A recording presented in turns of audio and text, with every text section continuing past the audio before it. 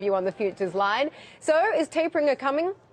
Well, if the Fed does taper, I think they're going to do the absolute minimum amount that they feel they can realistically get away with. In fact, I don't think the Fed ever really wanted to taper. I think they wanted to talk about it, but they didn't really want to do it. But they've kind of backed themselves into a corner where so many people are expecting a taper that to not taper, they might be too afraid of the message that sends about how weak the U.S. economy really is. So I think to the extent that they bow to that pressure and taper, they're going to try to unwind it, almost like have their cake and eat it too, by trying to reassure the markets that this is all we're getting, that they're not anxious to increase it anytime soon. Maybe they'll back talk about when they're going to raise rates above zero. Maybe they'll change the benchmarks for keeping them at zero. But, ultimately it doesn't matter because I think the next big thing the Fed's going to do is increase QE. They're going to be buying more than $85 billion. Why increase QE? Well, because we're going back into recession. Where?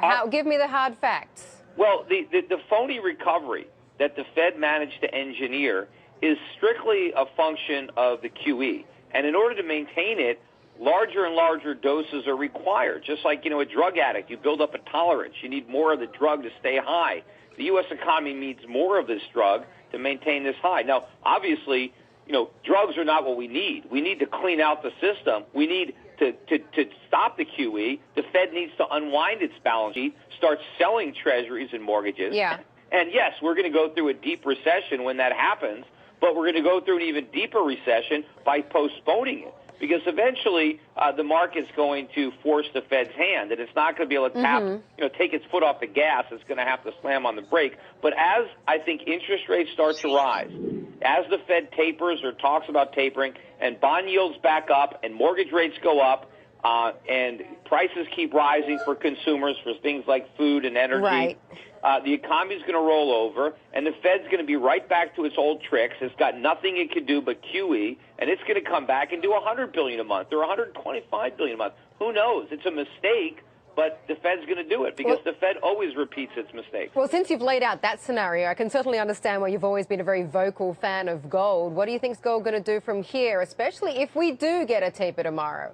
Well, it depends on the size of the taper. Obviously, if it's big, gold might sell off. But I don't know if it'll stay down. If it's no taper at all, I think gold will rally. I think if it's just a small, trivial taper like the one I'm talking about, I think gold would rally on that too. I think gold has already discounted not only tapering, but actually the end of the QE program, which isn't going to happen. In fact, if you understand the fundamentals, you know that the Fed is going to do more, not less QE. And so that's all very bullish for gold. Okay, but it is down 22% year to date. We've even got that fantastic chart up for our viewers right now.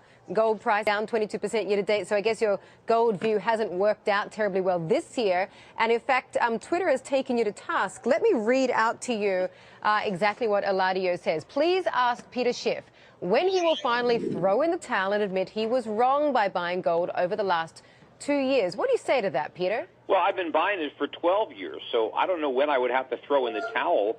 Gold's a lot higher than it was when I started buying it. I've never said that gold markets can't have corrections, that it's just a one-way ticket up. You're going to have corrections. You ask stock investors if they're going to throw in the towel on the stock market every time it goes down. You have plenty of 20, 30% declines in the stock market. I would be more concerned about the decline we're having in the bond market. Look at how much bond prices have dropped, and I think they got a much longer way to go. And I think the Fed is going to have to start printing a lot more money, unfortunately, to try to stop bond prices from falling, to artificially prop them up. But over the last year or two, gold has not been the best place to be. There have been other assets that have outperformed gold, and I've been in some of those assets. And I don't have 100% of my money in gold. And in 12 months' time from now, where will gold be? Higher or lower than where it is now, Peter? Well, I think it's going to be higher, and I think it could be a lot higher, which is why I'm still buying it.